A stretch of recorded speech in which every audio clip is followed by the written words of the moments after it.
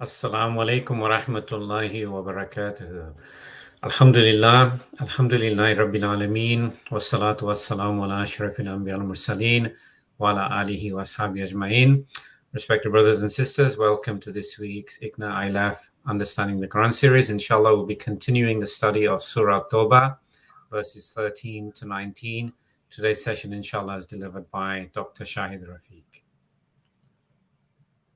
A'udhu billahi minash shaitanir rajim. Bismillahir Rahmanir Rahim. Inshallah, today we will study from ayat 13 to 19.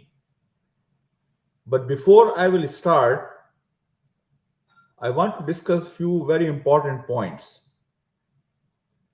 Number one point is that we have to understand the background so that we can understand the ayahs of Surah At-Taubah with the right perspective. See, all these commands are coming in Surah At-Taubah that no more treaties with the mushrikeen, non-believer, that the one who have violated the treaties. There will be no more permission for mushrikeen to come for Hajj. There is a change in the whole protocol of Hajj. There is a change that who will be mutawalli, custodian of the holy places, and who will live in this area. All these restrictions are coming all together. So there was a very good chance, and these are the people, most of them, they have accepted Islam not very long ago. And there are still people, mushrikeen, they basically are not Muslim yet. So there was a very good possibility, but after having all these restrictions and new commands, there might be a revolt, reaction from all these enemies of Islam. So Allah subhanahu wa ta'ala has commanded Muslims in the ayahs we are going to discuss today that you have to make sure that your own house is in order. Because if these challenges will come, so you will be ready to face these challenges. There is one more very important point I want to highlight. You know, the life of Prophet Muhammad sallallahu alaihi wasallam, if you pay attention, is navigated by Quran. Quran was navigating the life of Prophet Muhammad sallallahu alaihi wasallam. What will be the next step? Quran made situation in Makkah such that Prophet Muhammad sallallahu alaihi wasallam had no choice but to leave Makkah. When Allah subhanahu wa ta'ala is confronting mushrikeen of Makkah, and Allah subhanahu wa ta'ala is challenging, Allah subhanahu wa ta'ala is highlighting their weaknesses, Allah subhanahu wa ta'ala is challenging their belief system, the very society of mushrikeen of Makkah. So Quran made situation in such hostile situation in Makkah that Prophet Muhammad sallallahu alaihi wasallam had no choice but to leave. And if you pay attention, some of the Mufassirin, they say that this is how Allah subhanahu wa ta'ala through Quran wanted to navigate the life of Prophet Muhammad sallallahu alaihi wasallam, because Allah many things didn't want to leave in the hands of human beings, because we sometimes have sympathy, apathy, we sometimes have several many and different considerations when we deal with each other. So Allah took all this in his hand, and Allah was navigating the life of his Prophet Muhammad sallallahu alaihi wasallam. So let's study the very first ayah with this little background that I have just shared with you. ألا تقاتلون قوما نكثوا أيمانهم وهموا بإخراج الرسول وهم بدؤوكم أول مرة أتخشونهم فالله أحق أن تخشوه إن كنتم مؤمنين. And here Allah subhanahu wa ta'ala is asking Muslims. Now address is to Muslimin, that will you not fight a people who have violated their oaths and intended to expel the messenger while they did attack you first? Do you fear them? Allah has more right that you should fear him if you are believers. So Allah subhanahu wa ta'ala is putting this question in front of Muslims, that these are the Muslims, many of them are new Muslims. They still have relationship with all these people, treaties, relationships, family relationships, trade relationships. So it was not really an easy way to confront your own people. But Allah is reminding them for reasons why Allah subhanahu wa ta'ala has chosen this path for you. The very first path is that they had intended to expel the Prophet of Allah subhanahu wa ta'ala. That in itself is a very genuine reason of wrath of Allah subhanahu wa ta'ala. If any nation intends to expel their prophet, this is in itself enough fault, sin, that they should be punished by the wrath of Allah subhanahu wa ta'ala. So this basically qualifies them to have wrath of Allah subhanahu wa ta'ala. On top of that, they have violated first all the covenants they have made with Allah subhanahu wa ta'ala, Prophet Muhammad sallallahu alaihi wasallam, and you. And here, since some of the new Muslims that Allah is addressing, they still have little weakness because of the fear, weakness because of the relationship, because of their connection with mushrikeen. Allah is reminding them, if you are afraid of them, then Allah has more right that you should be afraid from Allah subhanahu wa ta'ala. Allah is the one that you should be afraid. So here Allah subhanahu wa ta'ala is mentally, physically is making everybody get ready for tomorrow, that you all are together like bunyanu marsus. You all are on the same page. So tomorrow when you have to confront your enemy, you all will be together. Your hearts will be together. You will physically and spiritually and mentally will be together. Then you will be able to face the challenges of tomorrow. In the next ayah, Allah subhanahu wa ta'ala says, قاتلوهم يعذبهم الله بأيديكم ويخزهم وينصركم عليهم ويشف صدور قوم مؤمنين. and now Allah subhanahu wa ta'ala is saying, fight against them so that Allah will punish them by your hands and disgrace them and give you victory over them and heal the breast of the believing people. Here Allah subhanahu wa ta'ala is giving glad tidings.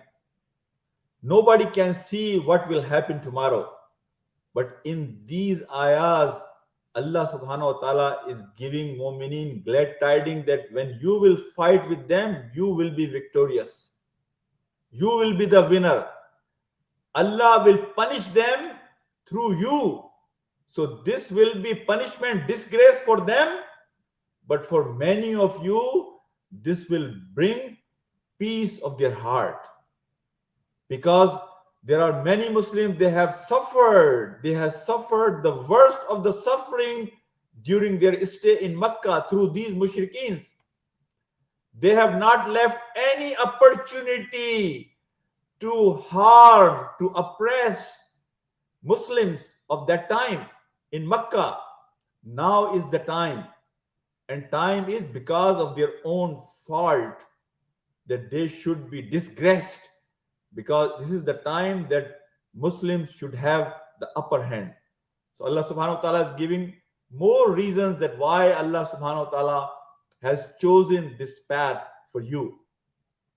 In the next ayah, ويذهب غيظ قلوبهم ويتوب الله على من يشاء والله عليم حكيم. and remove the anger of their believers' hearts. In the believers, if you remember this, the story of Battle of Badr, when Sahaba, Hazrat Bilal is saying that I am the one who is going to kill my ex-master because he has punished me so much. I want this sakina of my heart, that even though I cannot take the revenge enough, what he has done, I cannot do that much to him, but at least something that will give sakina to me. So Allah subhanahu wa ta'ala here is saying, and remove the anger of the believer's heart. And now look at the beauty of Quran, that Allah subhanahu wa ta'ala is giving glad tidings to Muslims, that don't get too concerned about your family members who are not Muslim yet. Don't get too concerned about your fellow Makkans or Mushrikeen. They might accept Islam. So there is a room, there is a possibility, and nobody can give this glad tidings because nobody knows what will be the future. Allah subhanahu wa ta'ala here is giving glad tidings to Muslims. Allah accepts the repentance of whom He wills, and Allah is all knowing, all wise. So Allah subhanahu wa ta'ala is giving between the line a message that don't get too concerned. Many of them will accept Islam. They will join your fold. They will come and they will be together with you, because Allah is the one who knows what is coming in future. In the next ayah, Allah subhanahu wa ta'ala, أم حسبتم أن تتركوا ولما يعلم الله الذين جاهدوا منكم ولم يتخذوا من دون الله ولا رسوله ولا المؤمنين وليجة والله خبير بما تعملون. do you think that you shall be left alone while Allah has not yet tested those among you who have striven hard and fought and have not taken walija? I will focus on this word walija also in a little bit in a second. Giving openly to them their secrets besides Allah and His Messenger and the believers. Allah is well acquainted with what you do. Now Allah subhanahu wa ta'ala is another reason that Allah wants to test Muslims in this struggle when they walk on this path, that Allah wants to make sure that your hearts are only for Allah and His Messenger. Your priority is only the command of Allah subhanahu wa ta'ala and the commands of His Messenger, Prophet Muhammad sallallahu alaihi wasallam. The only thing lives in your heart is Allah subhanahu wa ta'ala. So Allah will make you go through this test, so that Allah subhanahu wa ta'ala wants to make sure that you are sincere and pure. The word walija here, it is used, and there is a hadith in which Prophet Muhammad sallallahu alaihi wasallam has taught us dua. Allahumma ja'alli indaka walija wa ja'alli indaka zulfa wa husna ma'ab. Very beautiful dua. Walija means that you go in somebody's house so frequent, so often, that you become, so close to each other that you know each other's secret. Knowing, one will know other secret when you are so close to each other. You don't share your secrets with, everybody, but somebody you are well acquainted. You know that person so well that you feel comfortable to share your secrets. So walija means the person who goes in somebody's house so frequently, so often, that he becomes like a part of that family. So Prophet ﷺ has taught us this dua. Allahumma jali indaka walija. Ya Rab, Ya Rabbul Alamin, make me your walija. That I visit you so often that I become part of you, your house. And Allahumma jali indaka walija wa jali indaka zulfa. And make me come to you so close like the zulf. You know, zulf, our hair on our forehead. This is called zulf. Okay, I come so close to you like my zulf, my hair. Wa husna ma'ab. And make my ending deeds the best deeds, the good deeds. This is one of the beautiful dua, and the word focus on that dua is this walija, that Allah gives us opportunity and tawfiq that we are the visitors visiting Allah subhanahu wa ta'ala, not only in his masjid, visiting Allah subhanahu wa ta'ala in our business, visiting Allah subhanahu wa ta'ala in our family life, visiting Allah subhanahu wa ta'ala in our private life. So we are frequent visitors of Allah subhanahu wa ta'ala, so we can get closeness of Allah subhanahu wa ta'ala. Allahumma ja'alli indaka walija wa ja'alli indaka zulfa wa husna ma'ab. Ameen ya Rabbul Alameen. May Allah subhanahu wa ta'ala grant all of us this status of walija and gives us his closeness, inshallah. Ameen ya Rabbul Alameen. The next ayah.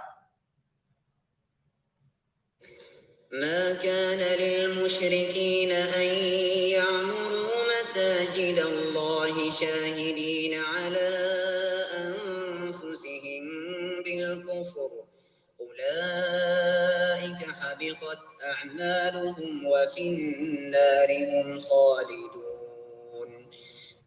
Now another command coming. Mushrikeen, they were the custodians of the masjid, you know, Baitul Haram, house of Allah subhanahu wa ta'ala. Another restriction coming, that it is not for mushrikeen to maintain the mosques of Allah subhanahu wa ta'ala while they witness against their own selves of disbelief. The works of such are in vain, and in fire shall they abide. There is a principle in Islam that we all have to understand, that if you ignore some major command of Allah subhanahu wa ta'ala while you are following some trivial command of Allah subhanahu wa ta'ala, some trivial things you do, and you ignore the real and major command of Allah subhanahu wa ta'ala, then this trivial thing has no value.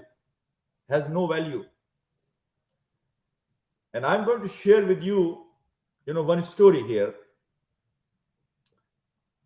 The story, the very famous story, which, there are tarjihat in deen. Everything has a perspective. If you are not even on board as a Muslim, then whatever you do will go in vain, because you did not even have corrected your direction, your intention. So if you are mutawalli of Masjidul Haram, that does not qualify you that you should be forgiven or you should be exempted from the rules of Allah subhanahu wa ta'ala. That will not happen. So this is another restriction coming, and you can see, the ayahs we have read so far from 1 to 17, there's so many new commands are coming about mushrikeen, and this was making this whole environment very hostile for Muslims. So that's why Allah subhanahu wa ta'ala wanted to make sure that Muslims, their own house is in order. And then I will share with you, inshallah, that story with the next ayah, inshallah. Then Allah subhanahu wa ta'ala says in the next ayah, إنما يعمر مساجد الله من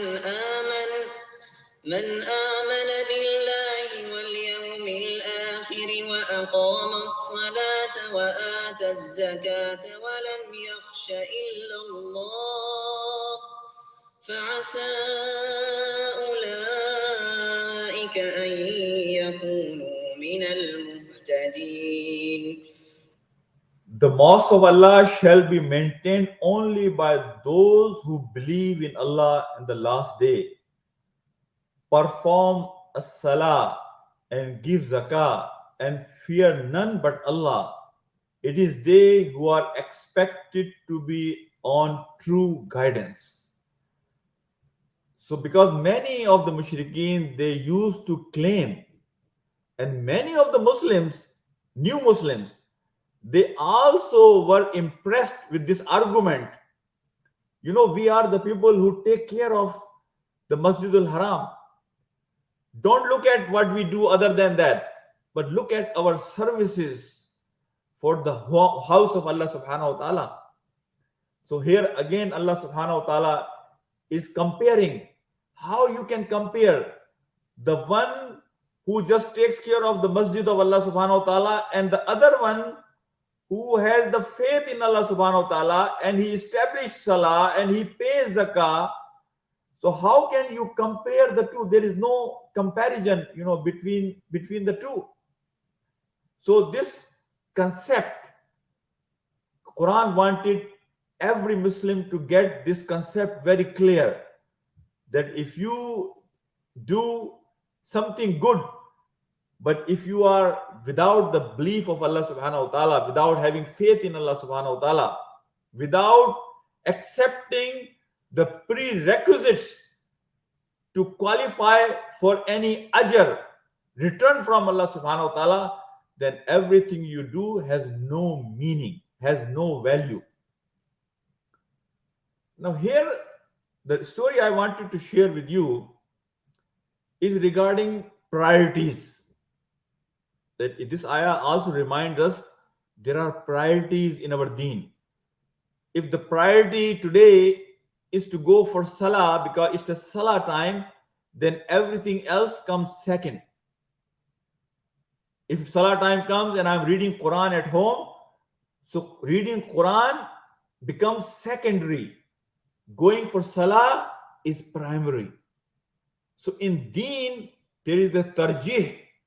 So whatever is the demand of the time, demand of the hour, demand of the occasion, that takes the priority and everything else becomes secondary.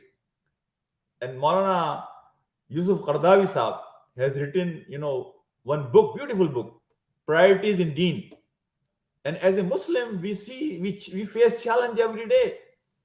That in our mind, whatever priority I have, even though the demand of my deen is different for that particular time and occasion, but I just continue what priority I have in my mind. So we have to understand that, and you will understand with this story that I will share with you quickly. When Battle of Mauta was happening and Prophet Muhammad sallallahu alaihi wasallam made caravan, Hazrat Zaid bin Haritha, Hazrat Abdullah bin Rawah, Hazrat Jafar bin Tayyar, these three Jalilul Qadr Sahaba, they were made the leaders. That Zaid bin Haritha will be the leader. If he will get martyred, then Jafar bin Tayyar will be the leader. If he gets martyred, then Abdullah bin Rawah Raziyallahu Ta'ala anhu will be the leader. And when this caravan, when this group was going for Mauta, Mauta is a place in Jordan, close to border of Saudi Arabia. And Alhamdulillah, Allah gave me opportunity that I have visited that place. And the graves of all these three great Sahabas are there. Hazrat Zaid bin Haritha, Hazrat Jafar, and Hazrat Abdullah bin Rawah. And may Allah subhanahu wa ta'ala accept their shahada. May Allah subhanahu wa ta'ala grant them the highest place of Jannah. Highest place of Jannah. When everybody left, Hazrat Abdullah bin Rawah Raziyallahu Ta'ala anhu felt like, the way Prophet ﷺ has put the roadmap of this battle in front of us, we are sure that all three of us will get martyred. It's confirmed. to me, whatever he was thinking in his mind. Why don't I stay a little bit in Medina before I leave?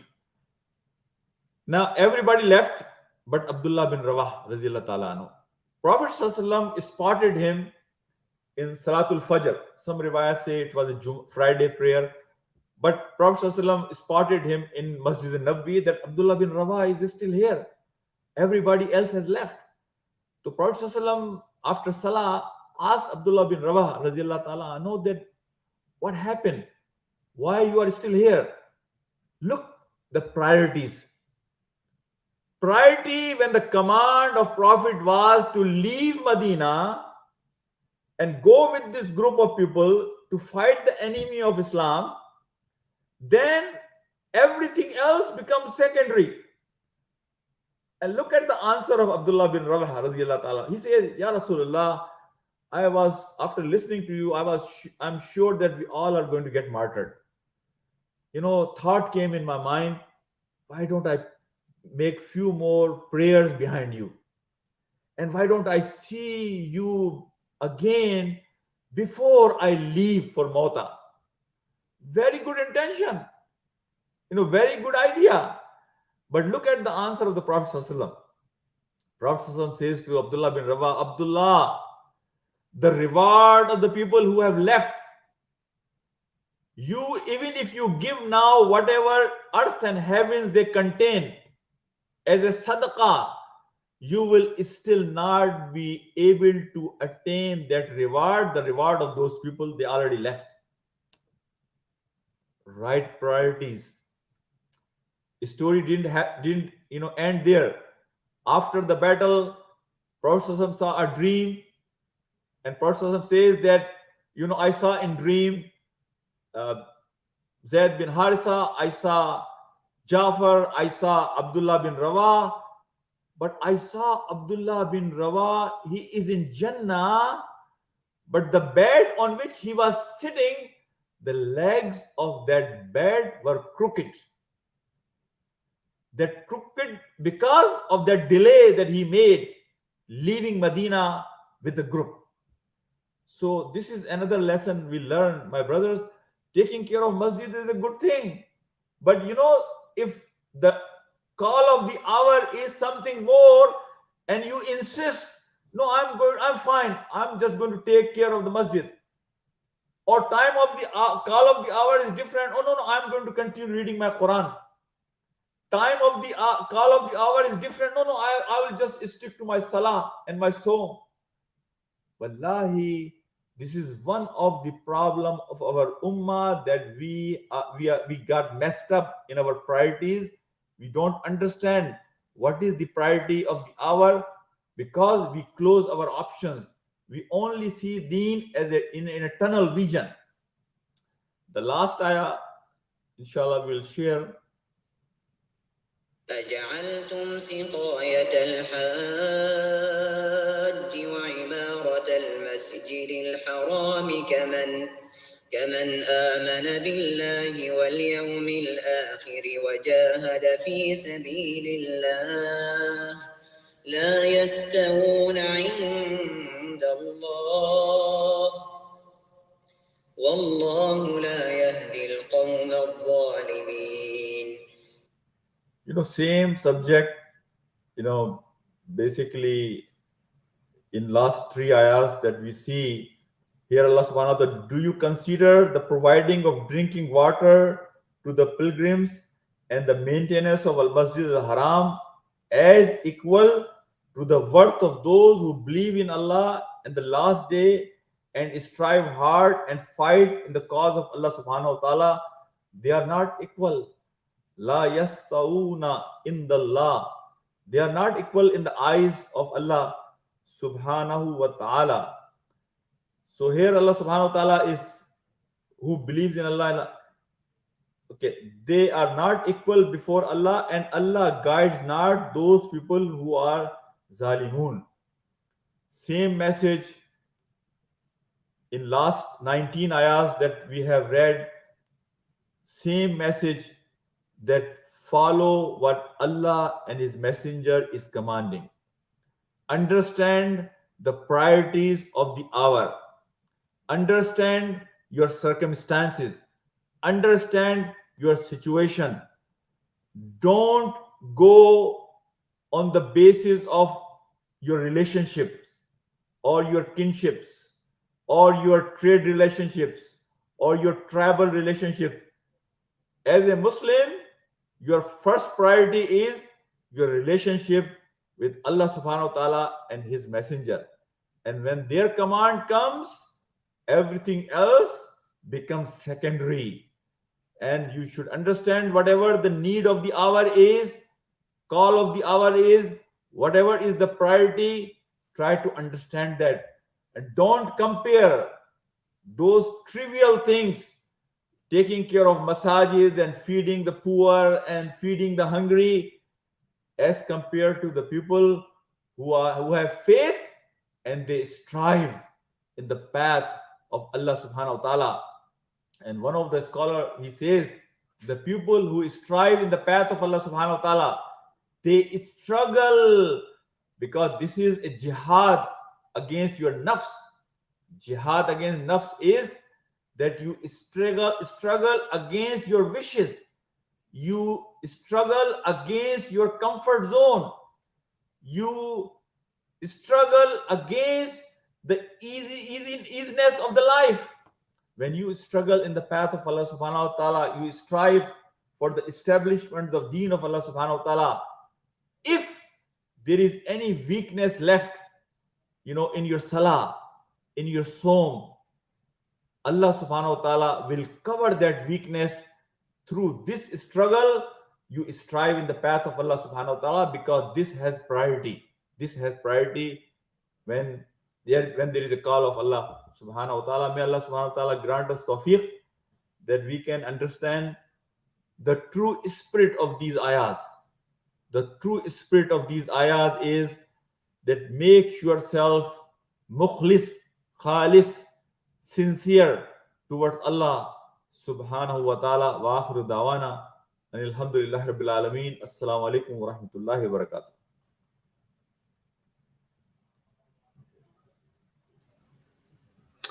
Jazakallah khair, Dr. Shahid. So inshallah, we'll move to the Q&A section. So if any of the audience has questions, please type them in writing in the chat feature on the platform you're using.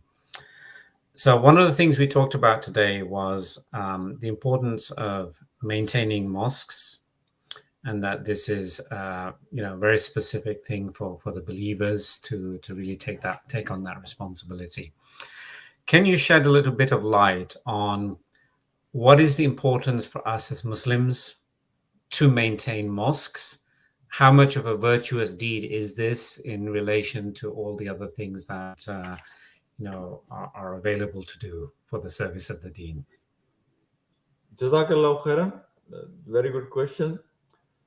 There is no doubt, maintenance of masajid plays a very primary role, especially in West or where we live as a minority, because masajid in this part of the world, they are not just place of worship.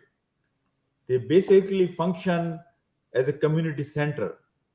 This is basically a place where Muslims can go and take shelter, refuge for our youth, for our families.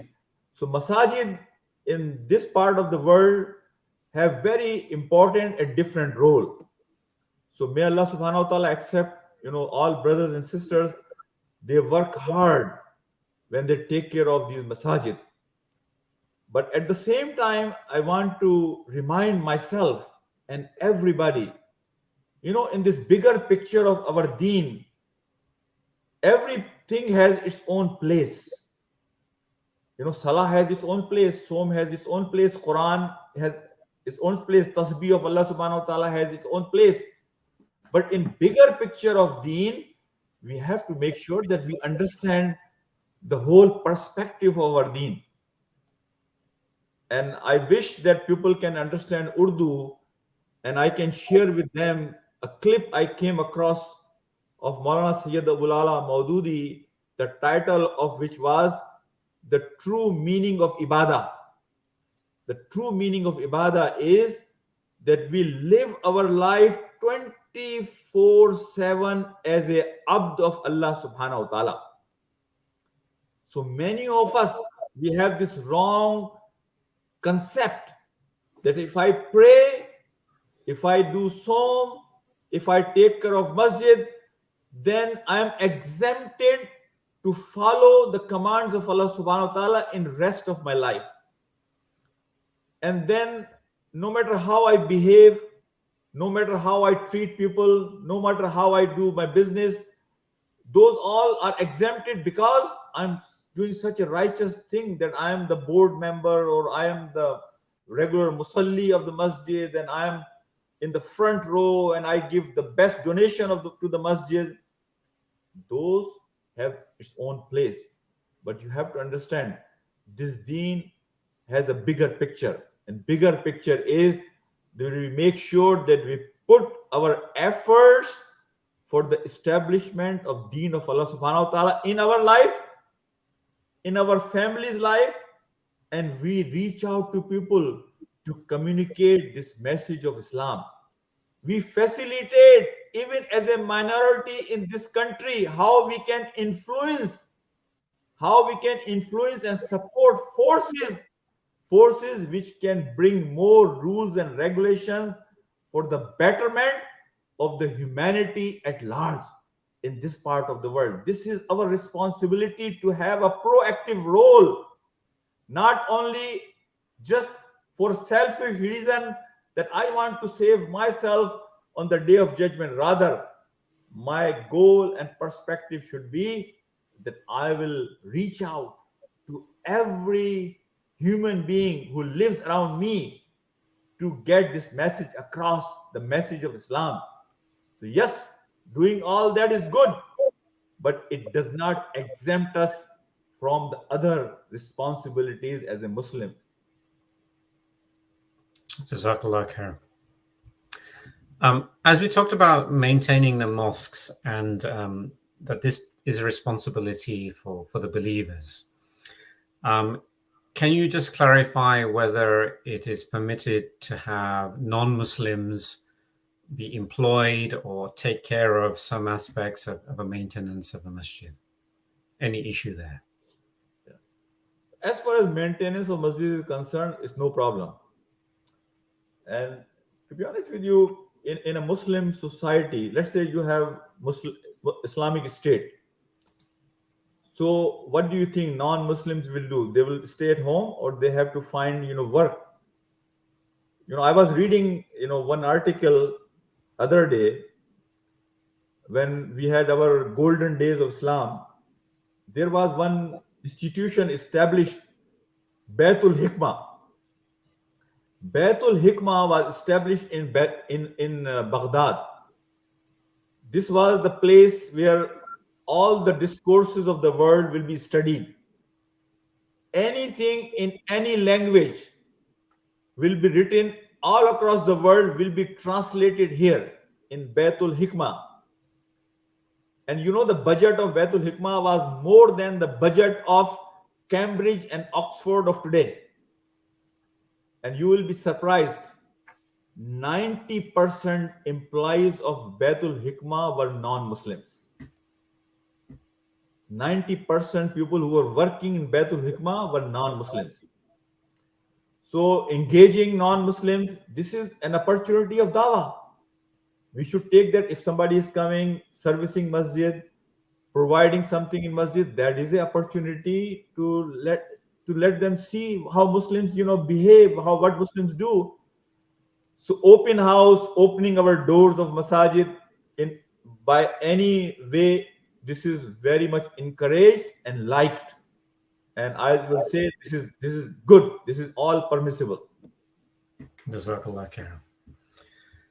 One of the things we discussed in these verses was the importance of recognizing the call of the hour or recognizing the priorities that are required at a particular moment in time, and not be delusioned by just in general doing good deeds.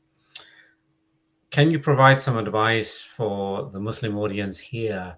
What are some of the shortcomings that you see Muslims do in terms of not having the right priority at the right time, so that we can be warned about them and really, pay heed and make sure we have our priorities in line. Yeah. In short time, but I will suggest to you the dua Prophet ﷺ has taught us, Allahumma arinal haqqa haqqan wa rukna tibaa wa arinal batila batilan wa rukna istinaba. Ya Rabbul Alameen, show me haqq as haqq and let me follow it. And show me batil, darkness as a darkness, and let me avoid it. So we should always ask Allah subhanahu wa ta'ala to show me the right path, show me the right priority.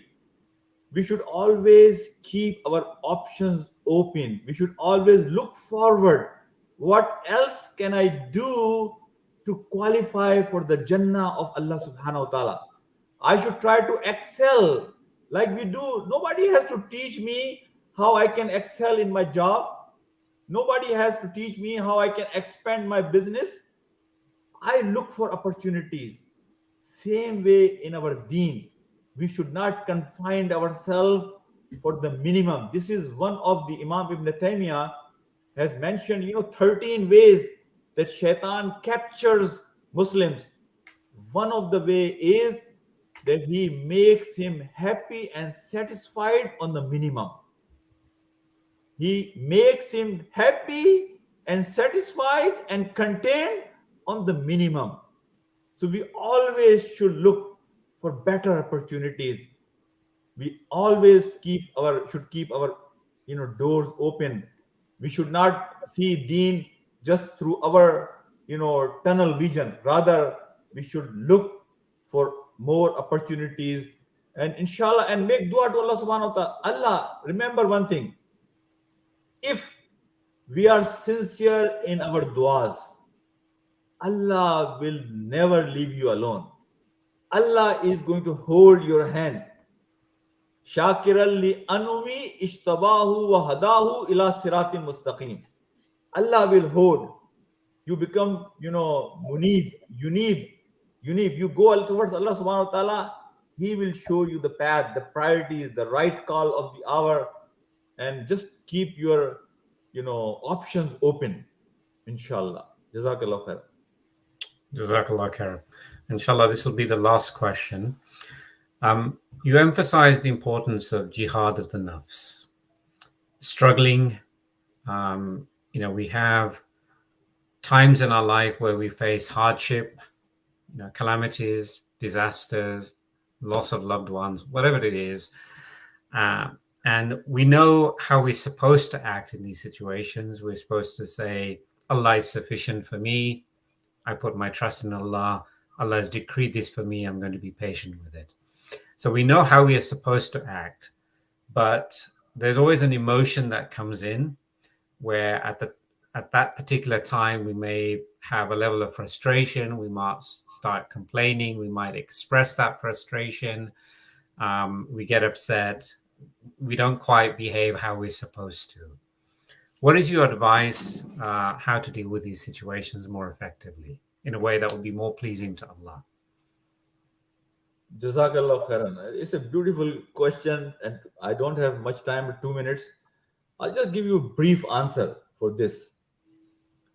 First of all, that we have to understand that we belong to Allah subhanahu wa ta'ala and to whom we have to return. These wordings, inna lillahi wa inna ilayhi raji'un. These are not just simple words. Actually, this gives you a paradigm of life that you have to understand. When we go through difficulty and hardship, our heart will feel grief. Our eyes will shed. We will complain to Allah subhanahu wa ta'ala, but we will not complain about Allah subhanahu wa ta'ala. There is a difference. Complaining to Allah subhanahu wa ta'ala, like Hazrat Yaqub alayhi salam did, that of my gham, I will complain to Allah subhanahu wa ta'ala, not complaining about Allah subhanahu wa ta'ala. So going through pain, feeling the pain, your heart is feeling grief, and your eyes are shedding tears. This is a very natural way of dealing with any kind of suffering and pain. This is the hadith of the Prophet ﷺ on what he said, on the death of his son Ibrahim. So we should have this mindset. First of all, nothing is mine. Everything is Allah's. Amana in my hand. And this is the message. Inna lillahi wa inna ilayhi raji'un. La hawla wa la quwwata illa billah. Everything happens only with the permission and qadr of Allah subhanahu wa ta'ala. And everything belongs to Allah subhanahu wa ta'ala. And we all will return. Everything I have will return to Allah subhanahu wa ta'ala. Myself, my wealth, my health, my family, this gives us peace. Nothing happens on this planet without the permission and will of Allah subhanahu wa ta'ala. And people who show patience is not a sign of weakness. This is a very wrong definition of sabr, patience. Patience is a sign of courage, hawsala, power, quwwa. It gives you, courage. This is the quality of a mu'min. It shows strongness, the strength of a mu'min. Sabr is a strength, is not a weakness. Ma asaba min musibatin qalu inna lillahi wa inna ilayhi raji'un. Ulaika alayhim salawatum min rabbihim wa ulaika humul muflihun. When Allah subhanahu wa ta'ala is saying that these are the people, they qualify for salawat, means the bounties of Allah subhanahu wa ta'ala, blessings of Allah subhanahu wa ta'ala, mercy of Allah subhanahu wa ta'ala. Allah is putting Sabirin where? In the category where Allah says that Allah, His angels send salawat on Prophet Muhammad sallallahu alaihi wasallam. In these ayahs of Surah Baqarah, Allah is saying that Sabirin, they get to the station where Allah sends salawat on them. Allah sends His blessings towards them. Allah sends His mercy towards them. Look at the status, the station of the people. If they go through any difficulty and hardship, if they follow the right paradigm of life and they react, yes, shedding tears, feeling, the grief in your heart, all that is normal. Complaining to Allah subhanahu wa ta'ala about your grief, perfectly fine. But don't complain about Allah subhanahu wa ta'ala. You don't know whatever you are going through, what better Allah subhanahu wa ta'ala has for you. Allahumma ajurni fi musibati wakhluf li khayram minha. This is the dua Prophet Muhammad sallallahu alaihi wasallam has taught us, that whenever you go through any hardship, ask Allah subhanahu wa ta'ala, Allahumma ajurni fi musibati. Ya Allah, grant me ajr of this musibah. Wakhluf li khayram minha. And grant me something which is better than this. Whatever I have lost, grant me something better than this. Assalamu alaikum wa rahmatullahi wa barakatuh. Jazakallah khair, Dr. Shahid, mashallah, very inspirational. May Allah subhanahu wa ta'ala reward you. May Allah subhanahu wa ta'ala give us all the tawfiq to act on this, especially during those times of struggle and difficulty. With that, we'll end. We'll resume, inshallah, 9 p.m. Eastern Time next Wednesday. Subhanak Allahumma wa bihamdik. Ashhadu an la ilaha illa ant. Astaghfiruka wa atubu ilayk. A'udhu billahi minash shaitanir rajim. Bismillahir rahmanir rahim. Wal asr. Innal insana lafi khusr. إلا الذين آمنوا وعملوا الصالحات وتواصوا بالحق وتواصوا بالصبر. صدق الله العظيم. السلام عليكم ورحمة الله وبركاته. وعليكم السلام. الله أكبر.